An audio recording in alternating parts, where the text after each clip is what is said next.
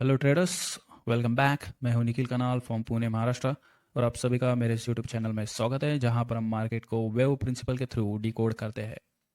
तो वीडियो शुरू करने से पहले डिस्क्लेमर पढ़ लेता हूं मैं। This channel is purely for educational purpose. Whatever is uploaded here is for knowledge sharing only. Consult your investment advisor before investing anywhere. Thank you so much. तो ट्रेडर्स, लास्ट टाइम हमने जो analysis किया था उसको देखते हैं थोड़ा कैसे हुआ था।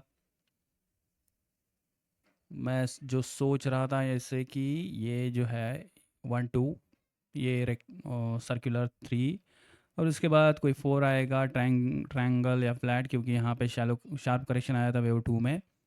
तो उसके बाद है ना, ये वैसे तो कुछ हुआ नहीं है।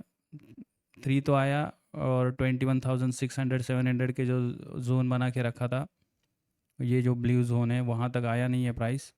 तो वहीं से टर्मिनेट हुआ है।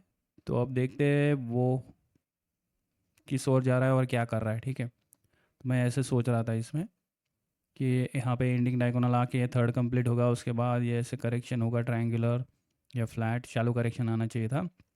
क्योंकि मैं सोच रहा था ये बड़ा ऐसा वेव ए बी और सी आ रहा है फ्लैट स्ट्रक्चर का, जिसमें फ्लैट स्ट्रक्चर का जो सी होता है उसमें 5 वेव्स होते हैं।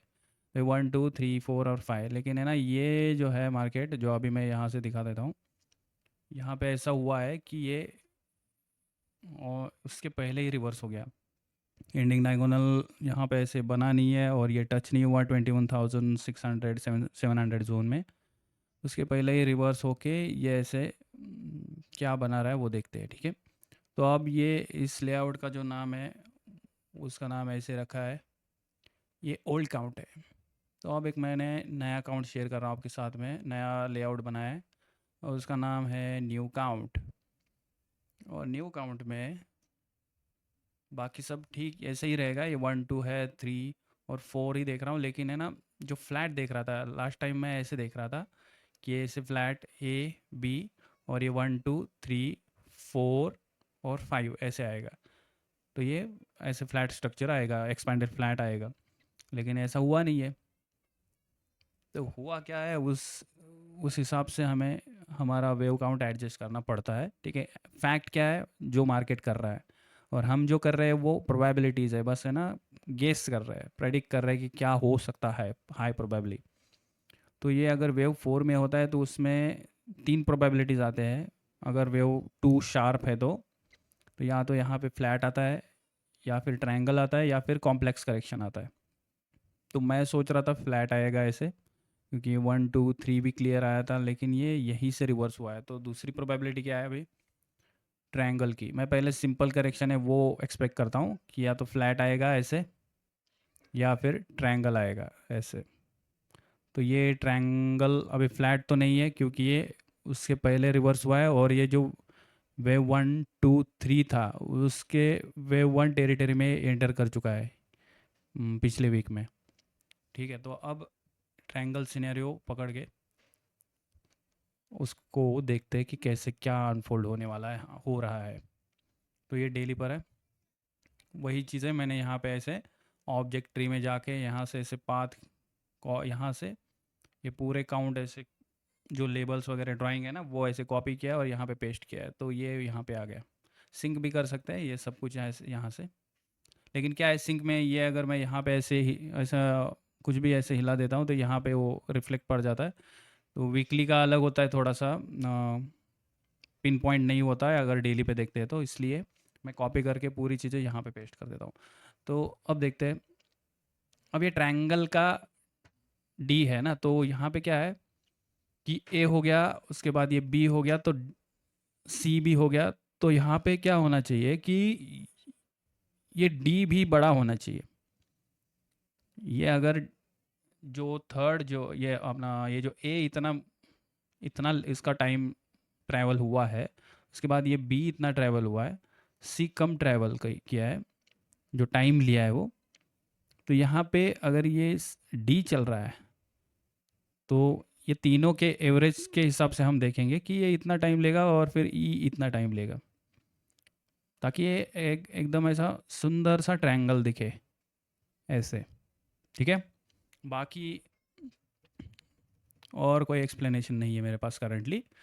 तो इसको देखते हैं। अब ये फर्स्ट लेग हो गया, ए ऐसे हो गया समझो, ये ए हो गया।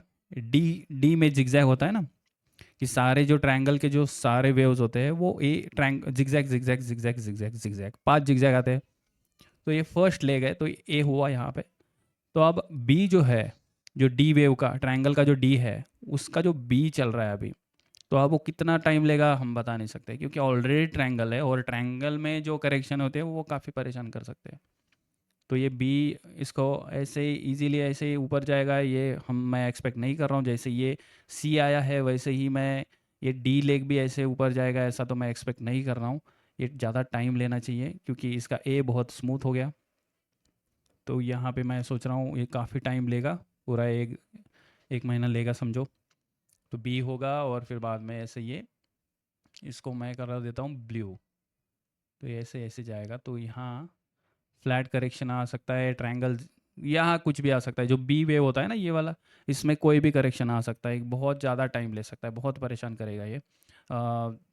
तो ये इजी नहीं होगा ये महीना भी। ये जो मई महीना है ना, आज भी अप्रैल एंड हो रहा है, तो मई महीना भी कुछ उसमें मूवमेंट दिखेगी नहीं। हाई प्रोबेबल चीज़ है ये, ऐसे बोल रहा हूँ। बाकी ऐसा हो सकता है ये ऐसे स्मूथली ऊपर जाए, ब्रेकआउट हो जाए, फिर या फिर ऐसे नीचे गिरे या ऐसे हो जाए, ये सब कुछ हो सकता है। लेकिन जो हाई प्रोबेबल चीज़ है, जो ट्रायंगल काउंट के साथ में क्या क्या हो सकता है वो बोल रहा हूँ मैं।